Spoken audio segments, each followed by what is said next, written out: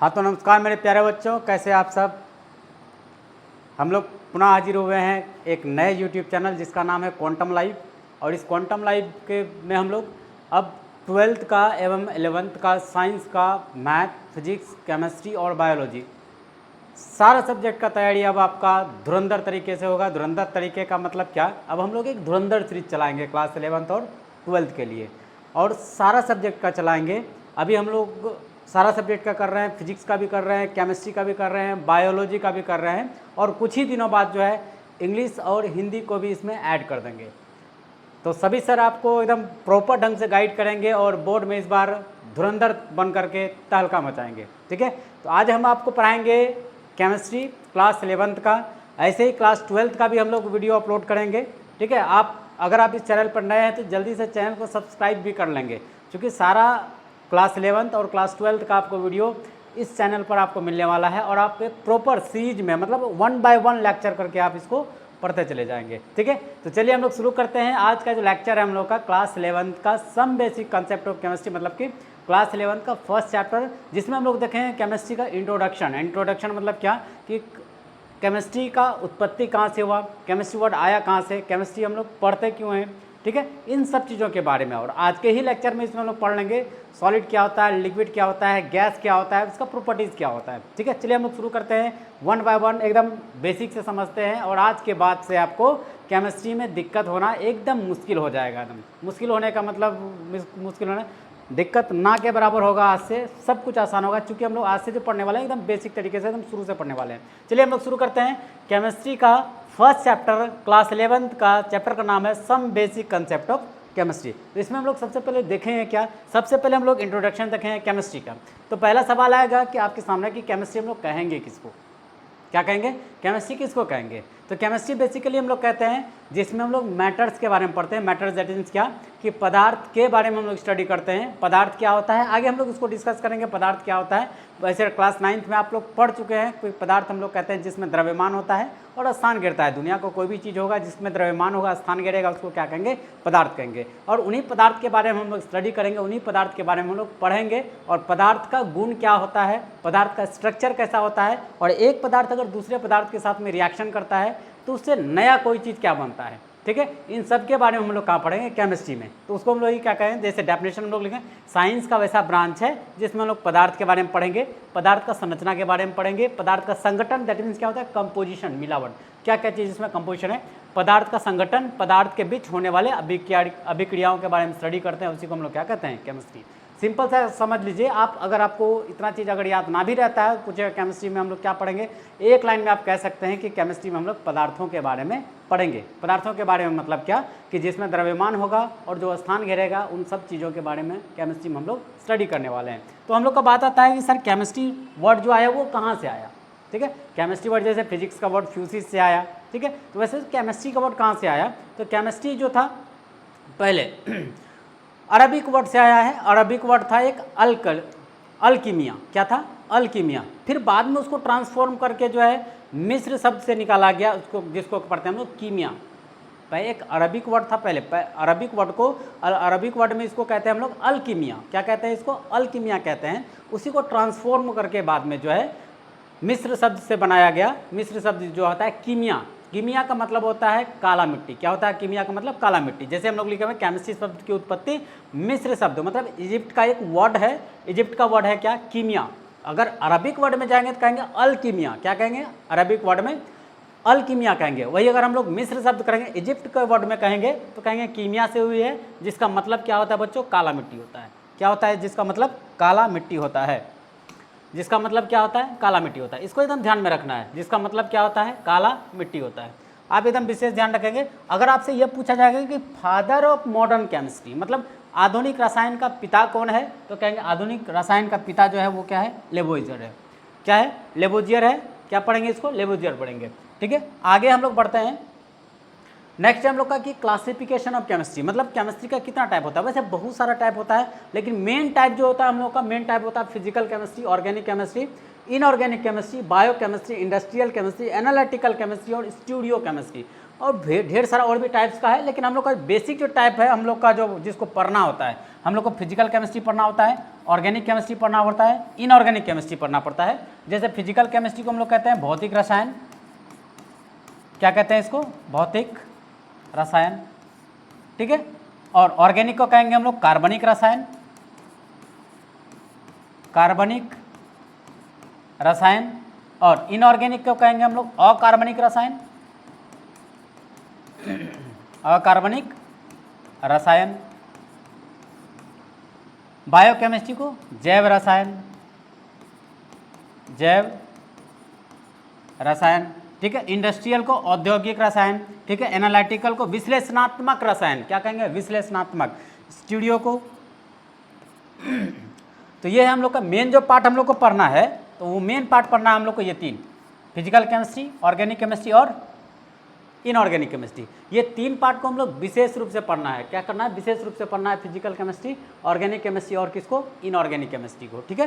तो इसी तीनों केमिस्ट्री को हम लोग विशेष रूप से पढ़ेंगे और आगे बढ़ते हैं। नेक्स्ट हम लोग का है कि हम लोग को उसके बाद केमिस्ट्री जैसे ही पढ़ने भिड़ेंगे तो हम लोग के पास में अब एकदम बेसिक से क्लास 9 से स्टार्ट करेंगे हम लोग। हम क्या आपको बोले हैं कि शुरुआत से कहें कि आज से केमिस्ट्री एकदम भारी लगना खत्म हो जाएगा। खत्म होने का मतलब आज से केमिस्ट्री हर एक चीज़ आसान हो जाएगा। क्यों, क्योंकि हम लोग जो स्टार्ट कर रहे हैं केमिस्ट्री को वो क्लास 9 से स्टार्ट कर रहे हैं। क्लास 9 से हम लोग छोटा छोटा बात को उठाएंगे और छोटे छोटे बातों से धीरे धीरे हम लोग टॉप पोजीशन पर चलते चल जाएंगे।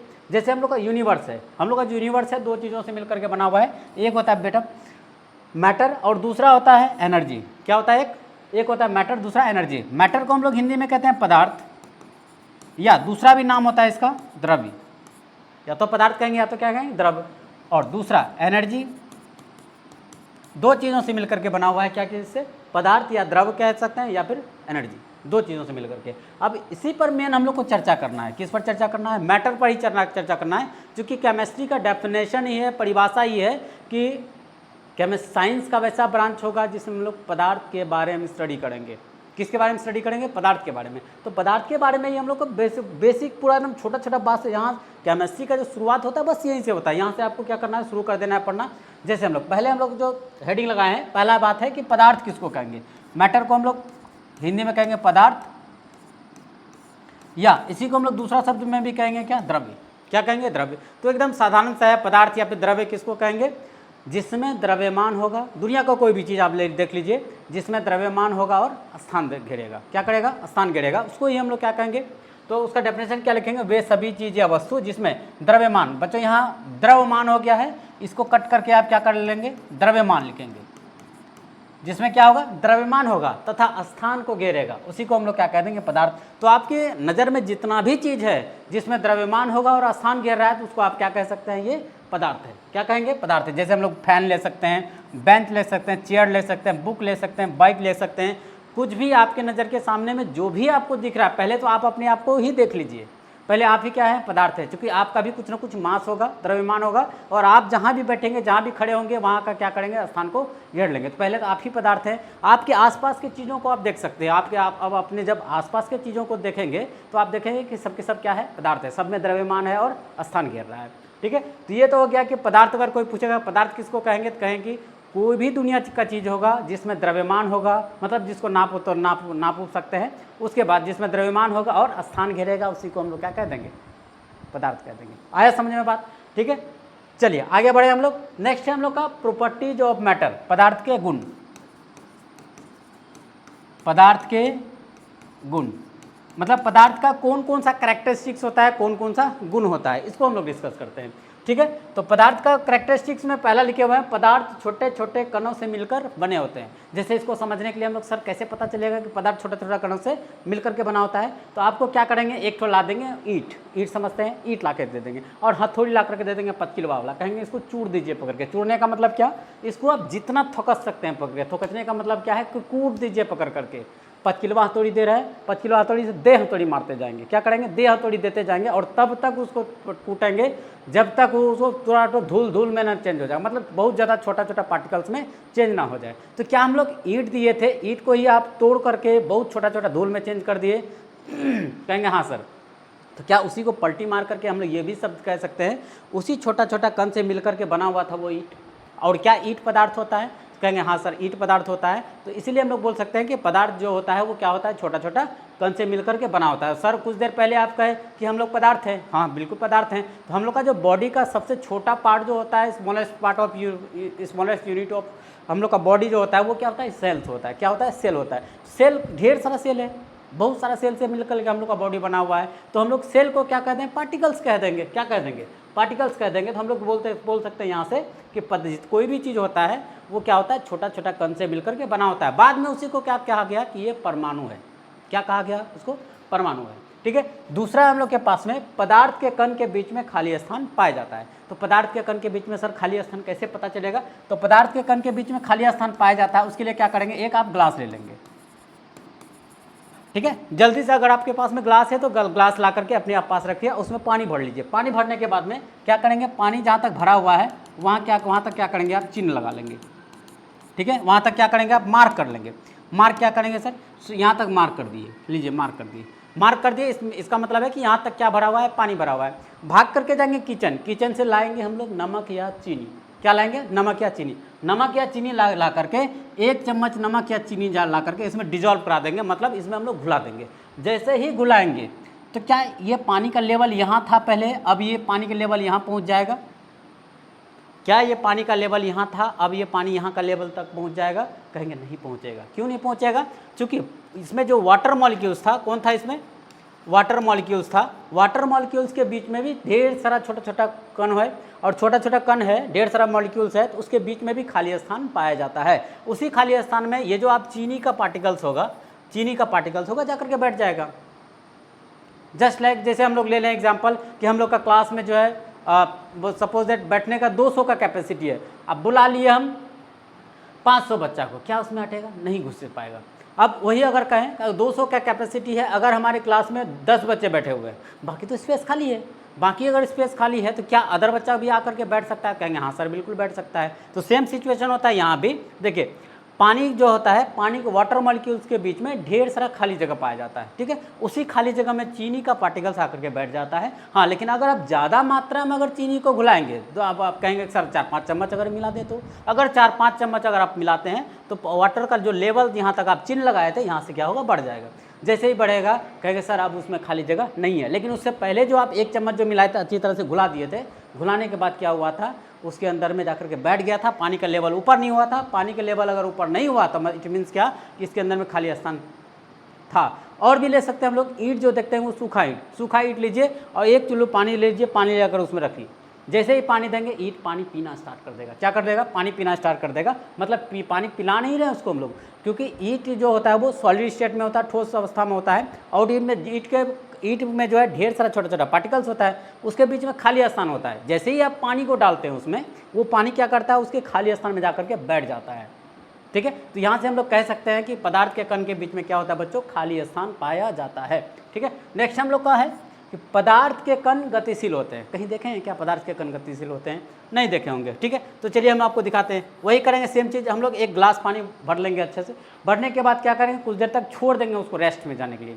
अब जब गति करना वो बंद कर देगा, छोड़ देंगे रेस्ट में। अब क्या करेंगे हम लोग, इसमें थोड़ा सा कलर लेकर के आएंगे। अगर आपके पास इंक है, इंक लेके आ जाएंगे। अगर आपके पास नील है तो नील का 1 बूंद क्या करेंगे, पानी का इस वाले पोजीशन में गिरा देंगे, यहाँ पे। जैसे ही आप यहाँ गिराएंगे, आप देखेंगे पूरा पानी का कलर जो होगा वो क्या हो जाएगा, नीला हो जाएगा। क्या हो जाएगा, पूरा पानी का कलर वैसा ही कलर हो जाएगा जैसा आप इंक या फिर कलर को डाले थे। इट मीन्स क्या, कि कलर तो हम लोग यहाँ डाले थे, लेकिन कलर गति करके कहाँ आ गया। वैसे नेक्स्ट वीडियो में हम आपको बाय एक्सपेरिमेंट आपको दिखा देंगे। मेरे पास है, पोटेशियम परमैंगनेट को पानी में डालेंगे और वो आसानी से आपको गति करता हुआ एकदम दिखाई देगा। ठीक है, तो यहाँ से हम लोग देखिए बोल सकते हैं कि पदार्थ का कण क्या करता है बच्चों, गति करता है। इसको अब हम लोग प्रैक्टिकली हम लोग देख सकते हैं अपने घर में भी। कांच का गिलास लेंगे, पानी भर देंगे, उसमें ऊपर वाला हिस्सा में थोड़ा सा इंक को डाल देंगे। जैसे इंक डालेंगे, पानी का पूरा कलर जो है वैसा ही इंक के कलर के जैसा हो जाएगा। ठीक है, आप अपने घर में भी एक्सपेरिमेंट कर सकते हैं। नेक्स्ट है हम लोग का पदार्थ के कण एक दूसरे पर क्या करते हैं, आकर्षण बल लगाते हैं। कौन सा बल लगाते हैं, आकर्षण बल लगाते हैं। जैसे हम लोग का कैसे एग्जाम्पल पर पता करेंगे, हम लोग चढ़ जाएंगे बिल्डिंग पर, बिल्डिंग से ऊपर से कूदेंगे। अब ये नहीं कहेंगे सर आप बिल्डिंग से कूदने के लिए कह रहे हैं, गलत बात कह रहे हैं, ऐसा बात आपको नहीं करना चाहिए। तो एग्जाम्पल ले रहे हैं, ठीक है, एग्जाम्पल ले रहे हैं।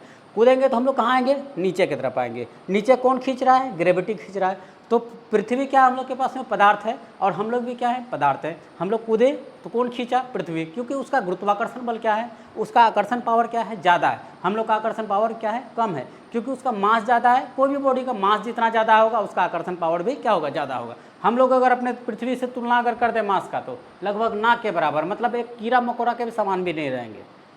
ठीक है, तो इसीलिए हम लोग जब कहीं से कुदक्का मारते हैं तो कौन खींच लेता है, पृथ्वी, क्योंकि पृथ्वी का आकर्षण बल क्या होता है, ज़्यादा होता है, क्योंकि ये स्ट्रॉन्ग मैग्नेट की तरह बिहेव करता है। ठीक है, यहाँ से हम लोग बोल सकते हैं कि पदार्थ का कण क्या करता है, एक दूसरे को पदार्थ का कण एक दूसरे को क्या करता है, आकर्षित करता है। आया बात यहाँ तक समझ में। चलिए, पदार्थ का बात आ गया। अब बात आ गया सर पदार्थ का वर्गीकरण कैसे करेंगे। तो पदार्थ का वर्गीकरण बच्चों हम लोग दो तरीके से करते हैं। एक होता है फिजिकल क्लासिफिकेशन और एक होता है केमिकल क्लासिफिकेशन। मतलब एक होता है भौतिक वर्गीकरण और रासायनिक वर्गीकरण। इसको आप लिख सकते हैं भौतिक वर्गीकरण, दूसरा लिख सकते हैं हम लोग रासायनिक वर्गीकरण। रासायनिक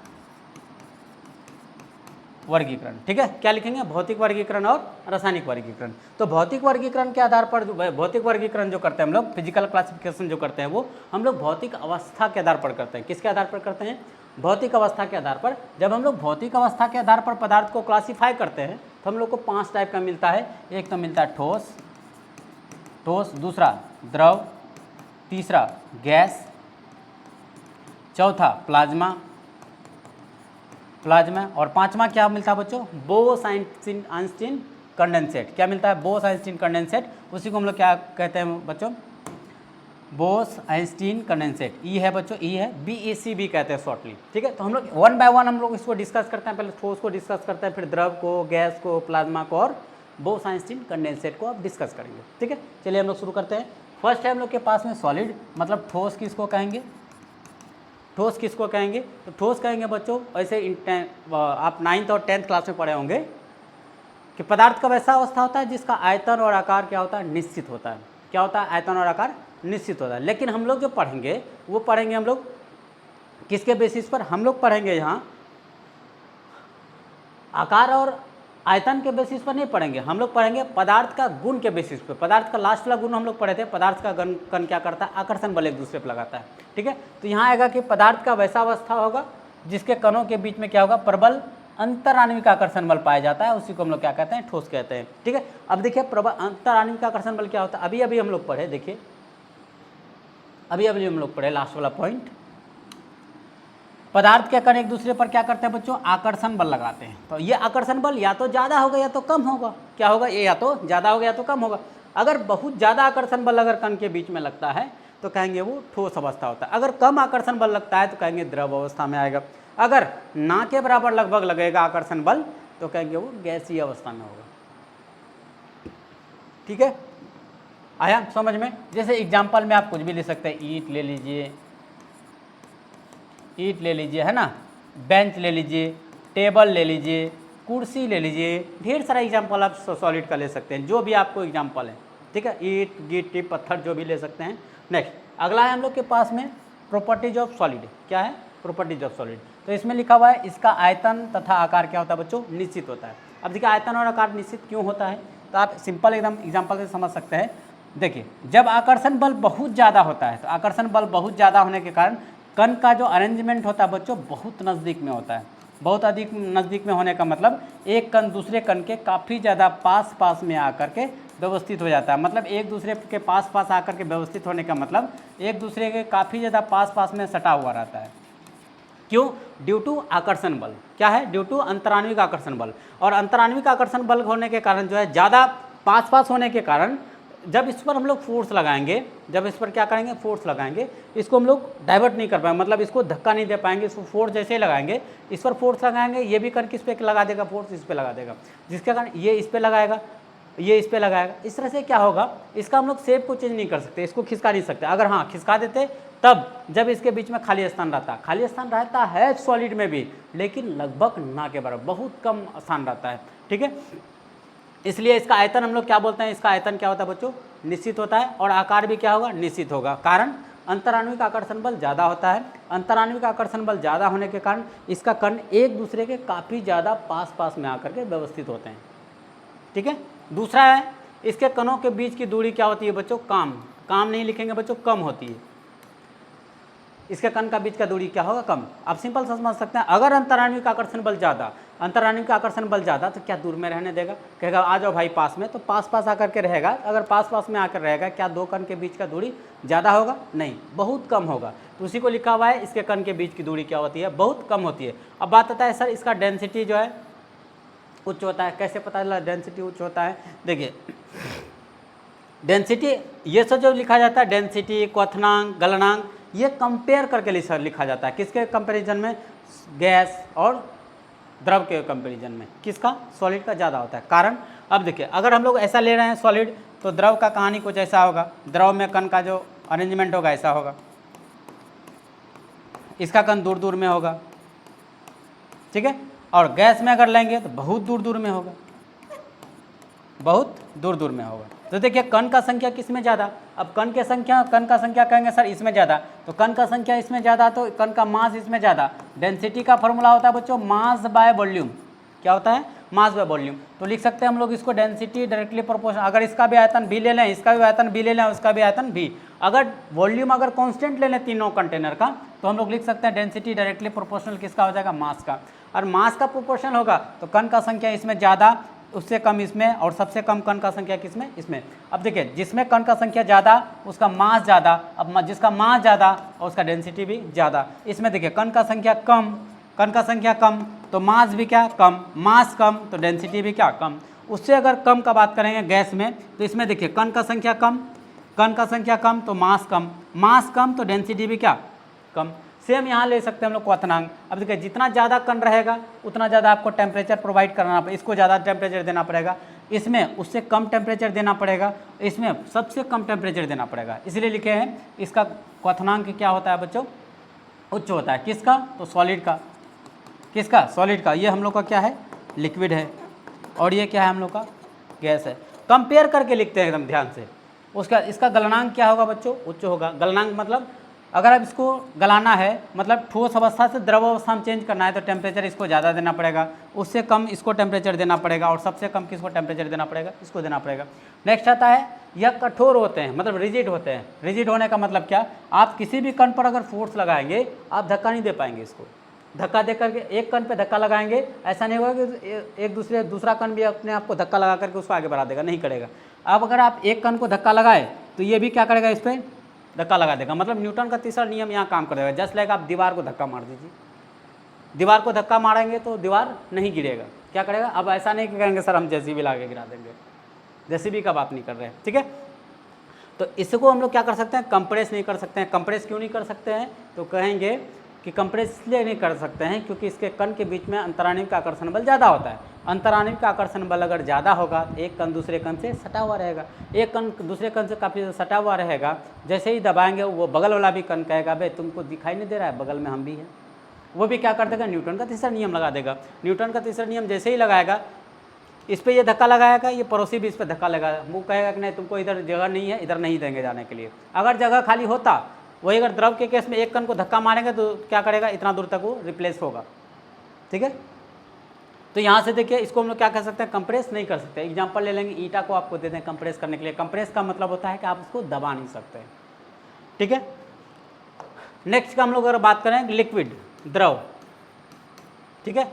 द्रव पदार्थ का वैसा अवस्था है जिसके कणों के बीच में अंतराण्विक आकर्षण बल क्या होता है बच्चों? कमजोर होता है। किसके तुलना में कमजोर होता है? तो ठोस के तुलना में कमजोर होता है। अगर अंतराण्विक आकर्षण बल कमजोर होगा तो क्या हम लोग कह सकते हैं कि अंतराण्विक आकर्षण बल कमजोर होने पर एक कण दूसरे कण से कुछ दूरी पर ही आकर के व्यवस्थित हो जाएगा, मतलब पास पास नहीं आएगा काफ़ी ज़्यादा।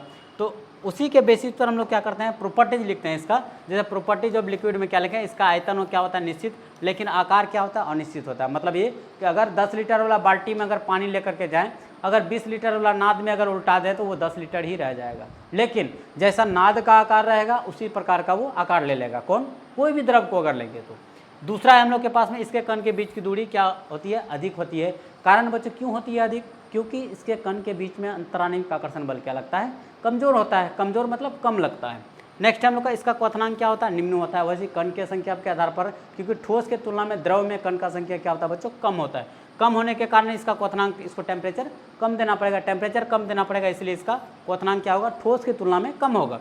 वही घनत्व का बात करेंगे तो ठोस की तुलना में द्रव में कण का संख्या क्या होगा, कम होगा। कम होने के कारण डेंसिटी का फॉर्मूला होता है, डेंसिटी डायरेक्टली प्रोपोर्शनल होता है मास का। तो मास देखिए, कण का संख्या कम, तो किससे कम बात कर रहे हैं, सॉलिड से। सॉलिड से कण का संख्या कम तो मास कम, मास कम होगा तो डेंसिटी भी सॉलिड के तुलना में क्या होगा, कम होगा। लास्ट है हम लोग इसको कंप्रेस किया जा सकता है, कंप्रेस किया जा सकता है। क्या बोले, कंप्रेस किया जा सकता है, यहाँ ध्यान रखेंगे। ऐसे इन जनरली आप जब सर्च मारेंगे तो आपको लिखा हुआ मिलेगा कंप्रेस नहीं किया जा सकता है। हाँ, लेकिन कर सकते हैं हम लोग। इसके लिए हम लोग को क्या करना पड़ेगा, ज़्यादा फोर्स अप्लाई करना पड़ेगा। नॉर्मल फोर्स लगा करके आप, नॉर्मली आप फोर्स लगा करके इसको आप कंप्रेस नहीं कर सकते। इसके लिए आपको ज़्यादा फोर्स लगाना पड़ेगा। ज़्यादा फोर्स लगा करके हम लोग क्या कर सकते हैं, कंप्रेस नहीं कर सकते हैं। जैसे हम लोग अगर इंजेक्शन वाला जो वो क्या कहते हैं उसको, इंजेक्शन ले लें, ठीक है, इंजेक्शन देने वाला को ले आए हैं, और इंजेक्शन देने वाला जब लाएंगे उसमें आप लिक्विड को भर लेंगे। लिक्विड को भर करके जब फोर्स लगाएंगे, दीवार में कोई ठोस चीज़ में उसको घुसेड़ दीजिए, उसके क्या बात करिए, क्या उसमें फोर्स लगाइए, आप उसको कंप्रेस नहीं कर पाएंगे। लेकिन वही अगर ज़्यादा फोर्स अगर अप्लाई कर दिए तो लिक्विड को हम लोग क्या कर सकते हैं, कंप्रेस कर सकते हैं। लेकिन कंडीशन याद रखेंगे, लिक्विड को कंप्रेस कर सकते हैं, उसका कारण बताएंगे बाद में। कंप्रेस कब कर सकते हैं, ज़्यादा फोर्स लगा करके। कम फोर्स लगा करके हम लोग इसको कंप्रेस नहीं कर सकते हैं, ठीक है। नेक्स्ट है हम लोग के पास में गैस।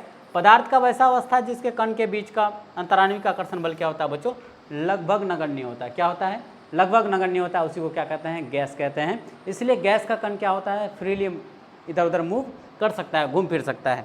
प्रॉपर्टीज की अगर बात करेंगे तो इसका आयतन और आकार दोनों क्या होता है बच्चों, अनिश्चित होता है। मतलब आप जिस फील्ड में जहाँ छोड़ दीजिए इसको, वैसा ही सारा जगह को ये घेर लेगा। जैसे अगर आपका छोटा सा सिलेंडर में अगर गैस है तो वो छोटा सा सिलेंडर में चुपचाप वो आयतन है, आकार है, उसी आकार का लेके रखेगा।